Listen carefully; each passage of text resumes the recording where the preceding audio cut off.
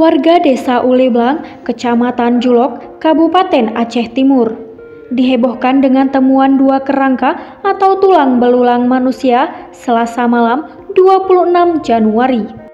Menurut informasi diperoleh AJNN, dua kerangka manusia tersebut ditemukan di Tambak Elmawati, warga Desa Uleblang, Kecamatan Julok.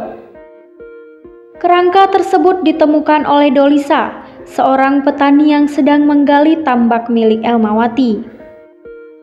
Usai menemukan satu kerangka, Dolisa langsung melaporkan temuan itu kepada Sekdes setempat, Afrizal. Oleh Sekdes, laporan tersebut diteruskan ke pihak kepolisian.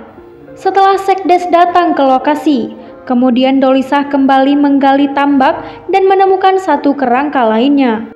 Dua kerangka tersebut terdiri dari satu orang dewasa dan satu lagi masih anak-anak.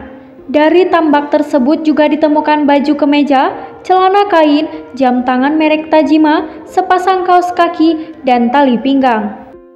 Setelah dikumpulkan, dua kerangka manusia tersebut dibawa ke Menasah atau surau di desa Uleblang untuk dilakukan proses pemakaman. Kapolsek Julok AKP Masri membenarkan temuan dua kerangka manusia tersebut.